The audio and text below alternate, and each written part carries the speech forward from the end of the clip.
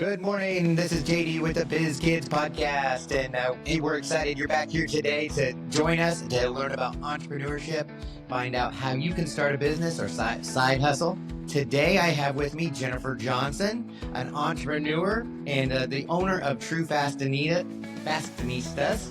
That's a hard one to say, fast. It is. And she has her own podcast, the Confident Entrepreneur Podcast. And so Jennifer is here to kind of help us navigate the world of entrepreneurship and talk about all the things that she knows and how she coaches her entrepreneurs. So as we always like to start, we teach the kids to do a 60-second pitch of their business. So in 60 seconds, tell us who you are and what you do. Yes, so my name is Jennifer Johnson. Thank you so much, JD, for having me on today. True Fashionistas is the largest lifestyle resale store in the state of Florida. We have furniture and home decor, and we also have clothing and accessories for men and women. Everything from Chanel, Gucci, and Prada to Lululemon, Lilly Pulitzer, and J. Crew, and everything in between, all in one store. And a few years ago, about 3-4 years ago, I started the Confident Entrepreneur, which is my personal brand. I have owned a small business for over 27 years, and I thought it was time to impart my wisdom and my hard-earned wisdom in business to help other entrepreneurs who are growing their business or just starting or thinking about starting a business. So I started a coaching business on top of that, as well as a podcast. And I am also an author. Because entrepreneurs have just so much extra free time in their schedule. You know, isn't it funny? Yeah. Well, that's awesome. So let's go back in time a little bit. When you were a child or a kid, did you have that entrepreneur spirit then? Were you looking for ways to start a side hustle, try to make some money on the side? I grew up on a dairy farm in Minnesota. There were a lot of kids. There were 6 of us. And I really honestly, between school and working on the farm, didn't really have a lot of time to do anything else. But I will say I fell in love with fashion at a very, very early age, playing with, I don't know, your audience probably don't know what this is. The moms may, but the paper dolls, I would sit and play with the paper dolls. I would go through the massive catalogs that would come in the mail. Back then, it was JCPenney's and Sears and Roebuck. That's what it was called.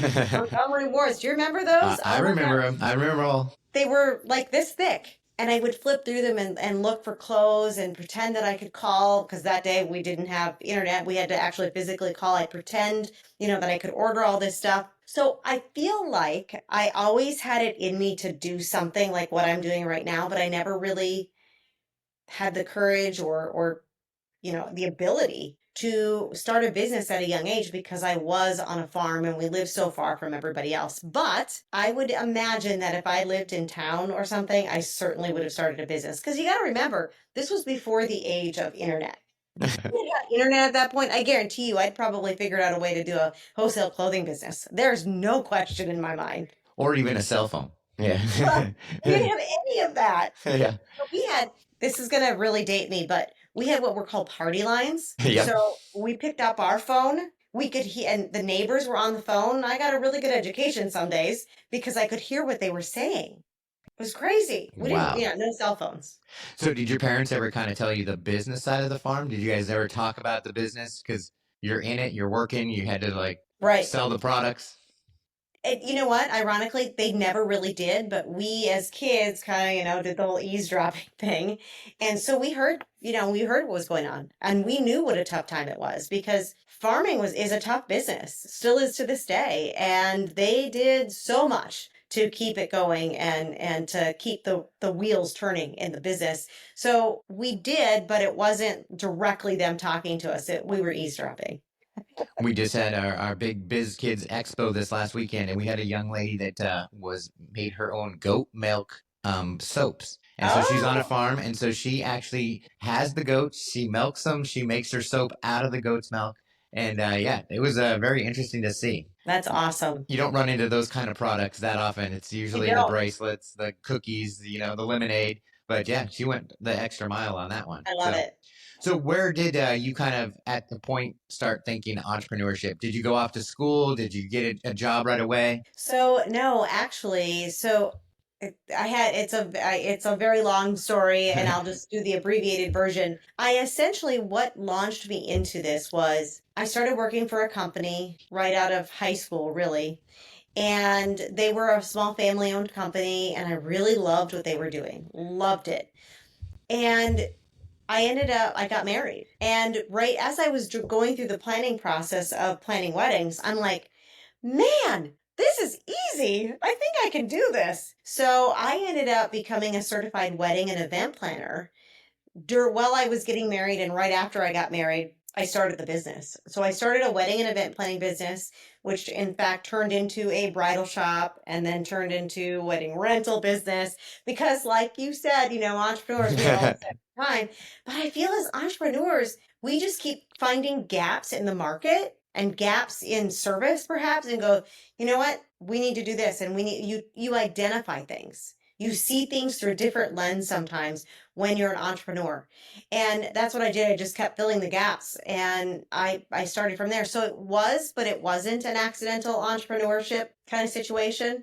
I think I've always been meant for this, but that was really the catalyst, getting married and realizing I can do this. And we see that a lot with our dyslexic students. And I'm dyslexic, and we always had to find workarounds. So we're always looking at opportunities differently to say, okay, I can't do it the normal way, or how do I find another path? So I think that's a good illustration of that. So wedding planning, booking weddings, all that stuff. You had bridezillas you probably had to deal with. The mom. It was really the mom. So at that point, like, were you starting to have kids at that time and having that into the mix as well? So you're trying to juggle all those aspects? Well, that on top of, so right out of high school, for unforeseen circumstances, I actually had a full ride scholarship for broadcast journalism. I was going to be that anchor that you see on TV every day. And I didn't go to college, so I ended up going to a couple of other, like a community college. And I actually went to a community college all while owning my business. So I'd started this business. I was still working because this was my side hustle until I was able to really, put both feet in. And I was also going to school. It took me 7 years to get my AA degree, and I was running the business and working full time. So I was doing all of it, again, true entrepreneurial style, right? Exactly. And eventually I just dipped both feet in, and I said, you know what, I can do this. And I totally forgot what your initial question was because I was going through that history lesson there. No, I was saying, like, when you get to the kids, where that you have that to add to the mix of all of the other things you're doing as well. Yes. So I would say probably 5 years into the business, I had just graduated from a community college and planning on continuing my college education and continuing my business. And we found out we were pregnant. We were pregnant with twins. Oh, wow. So it forced me to slow down. I was on bed rest for my pregnancy, the whole thing. So it really made me look at being an entrepreneur a little bit differently. But I had my twins, and we actually continued that business for, I would say, 3 years after they were born, because then we ended up moving to Florida. So all in all, the business was about 12 years old when we moved, but we threw kids in the mix, and that made it even more interesting. So as my entrepreneur mind works, and my wife was getting pregnant and getting ready for the babies coming and stuff, and making clothes. She's a sewer. Oh, wow. So I would always go, okay, you can make one outfit. How many hours did it take? How many more of those can you get out so we could sell these? She was doing blankets, and I was like, hey, these are good sellers. We can make some money off of this. And she's like, quit turning my hobbies into a business. But that's what we do as entrepreneurs. It's in your blood. And you look at everything from that lens of like, what can I do here? So you get to Florida, and then how does True Fashionistas come into the picture? Like, how did that bloom? Sure. We were here a few years, and before we moved here, I already knew the concept that I wanted to create here. We'd been here a few times, enough for me to realize that what I had in my head didn't exist here. Nobody was doing what I had envisioned in my head. So I kind of took a few jobs here and there, and then finally realized, what am I waiting for? We moved here, and I essentially have a clean slate. We eventually sold our business back in Minnesota, which allowed me to free up my time and money to be going, you know what, we're doing this. We're starting this. And we just did. It just happened. Just jumped in there and got it done. Jumped in, got it done. And here we are 14 and a half years later. Nice. I mean, there's a lot that came in between there. Don't get me wrong. But that was the general story. So you had the 2 kids. And is that the only 2 kids you have? Yes. Okay. God gave us twins because, Awesome. And then, so were they overachievers, entrepreneurs? were they interested in entrepreneurship because mom and dad was? So yes, in fact, our son started working at the age of, they're now 20, but our son started working at the age of 14. The only place that would hire him at that point was Publix. And he soon realized, okay, I'm working, but I have this love for car detailing and boat detailing and pressure washing. So at the age of 16, he formally started I would say formally because when we actually got all this stuff going, because he was kind of doing it before that. So he started that business and he continues that business to this day. In fact, I remember a conversation with you, about him and his business. So he started that. And again, is continuing to do that. And our daughter is actually in architecture school in hopes that someday she'll own her own architecture firm. So they learned by example through us and all the things that we do. And, sometimes people learn from that, but yet you need outside forces to be able to coach your children and the do's and the don'ts, because they don't always listen to mom and dad. And that's exactly why we started this organization, Biz Kidz, because I saw that with my own kids. Is I would tell them, hey, do this, do that, and they would just roll their eyes. But when they'd go to church, their mentors there would tell them the exact same thing, and then they'd come home and say, hey, Vaughn said this. And I'm like, that's what I've been saying all along. So we understand that mentorship to help kids kind of go through that process definitely helps out and gets that process going. So it does, because again, it's just like discipline. They're going to listen to someone else sometimes way more than their parents. And I found that very true. Definitely. So a lot of times our moms and our parents that are in this and they want to get their kids involved, they don't understand entrepreneurship themselves.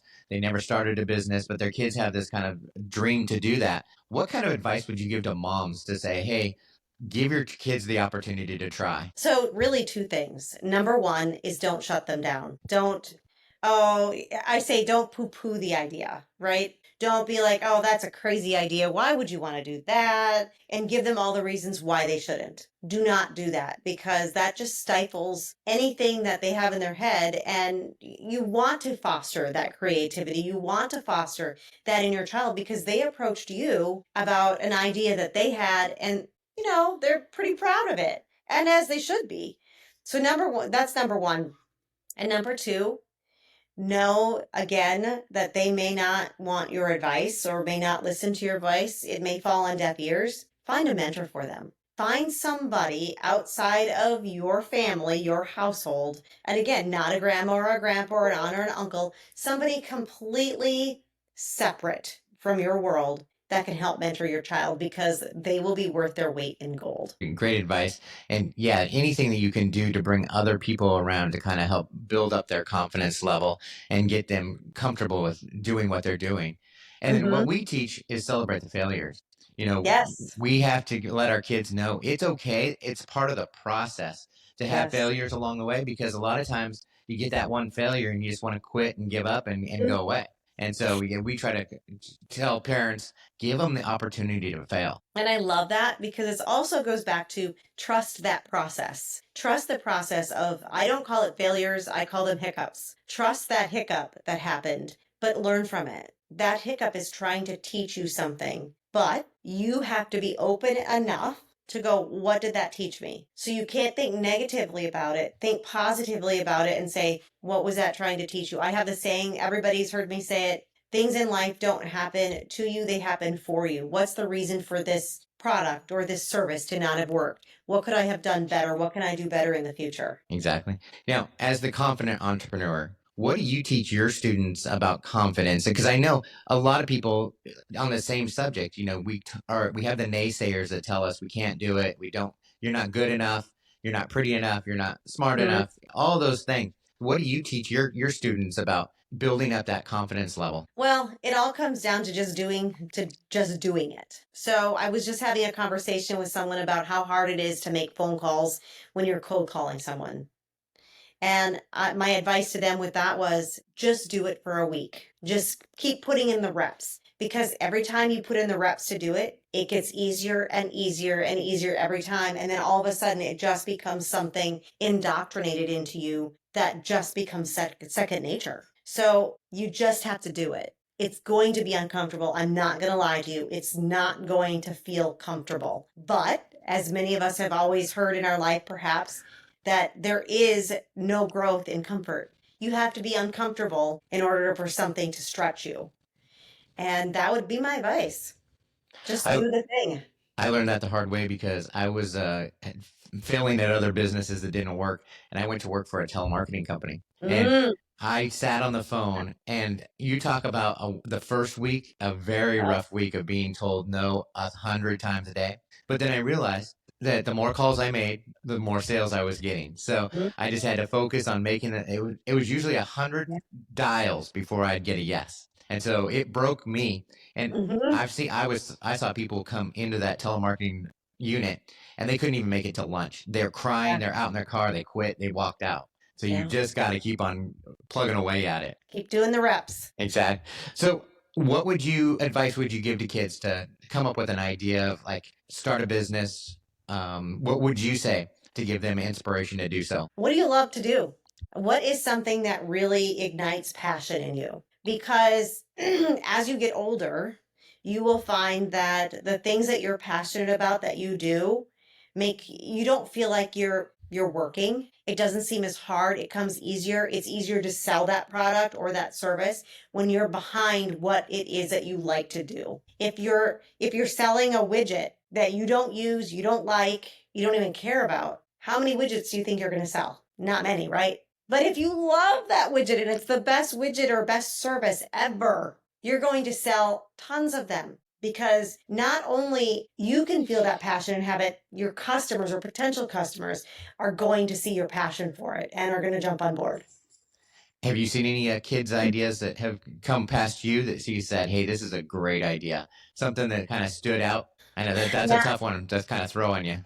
My daughter had one many years ago. I still have it written down somewhere. And she's now in architecture. And I'm like, oh my gosh, this makes complete sense. I'm gonna bring that. She just got back from college, and it's something I'm gonna bring up to her because it was such an innovative idea, and it still is. And I think it's something that's it for the automotive industry, which is so strange. But I love that idea. I actually have it in my phone because as she was doing it, I was voice recording her, telling me all about it.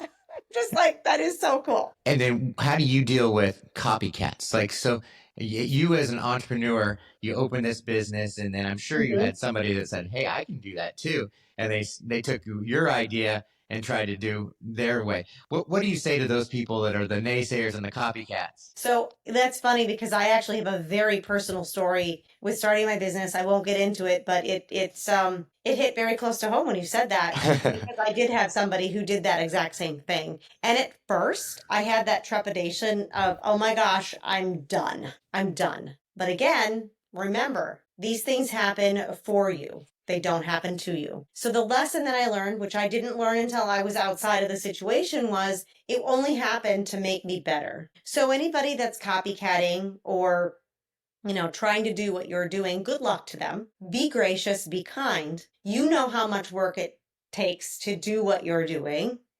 and be proud of where you're at. Competition just makes you greater because you see how someone else is doing it and you can step it up maybe. Maybe you need to step it up and do just a little bit better. And it kind of bites at your heels a little bit and it pushes you. So view that as a good thing. And you have to point out why you're different, why you're better. You have Exactly. to kind of identify that. And the reason I brought up that question is, we do a lot of markets and we Mm-hmm. get a lot of people that do the same products. You have a lot of kids that do lemonade. You have a lot of kids that do cookies. You have a lot Yeah. of kids that are doing crocheting. Crocheting's big right now. I don't know if you sell crocheted chickens in your store, but if you did, I don't know anything about them. Crocheted chickens sell like crazy. I don't know why, but people love to buy crocheted chickens. Interesting. Point noted.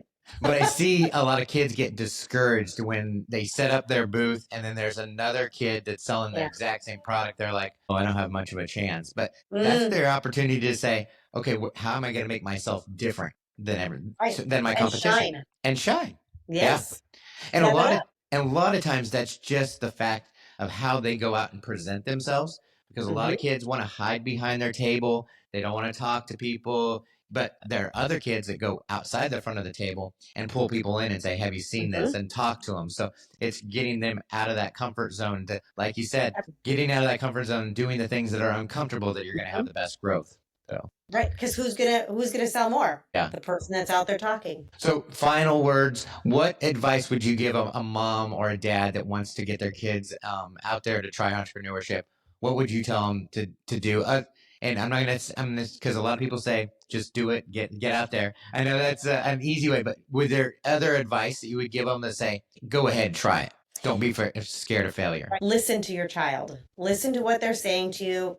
You'll find where they feel not as confident and build those spots up. No, honey, you're really great at talking to people. Let's role play. Role play with your child. You pretend to be the customer and have them talk to you and be that sounding board, be that safe space that they can come to and say, oh, I'm scared to do this, and you encourage them. Be their biggest cheerleader, because at this young age, no matter how young they are, you don't want to squash their ideas. You want to try to be the champion for it and the cheerleader for them. That's excellent advice. If you want to get your kids involved with Biz Kidz, we're not just in Southwest Florida. You can join the Biz Kidz Hub. We are a nationwide. We help kids and get them inspired. We help mentor them through that whole process. So you can visit us at bizkidsusa.org and find out more information about it. We'd love to get your kids involved and give them that confidence to launch a business. One last question for you. Now, do you get your car washed for free, or do you have to pay for the services from your son? I don't want to even say. So he also has a job outside of his business, so it's half and half. Well, thank you, Jennifer, for being here today on the show. We love that you're here. We'd love to hear your story and how you persevered through that. We're looking forward to finding out and seeing where your next journey is. As an entrepreneur, I'm sure you'll have something else come up here soon. So thanks for joining us, and we will see you next time on the Biz Kidz Podcast.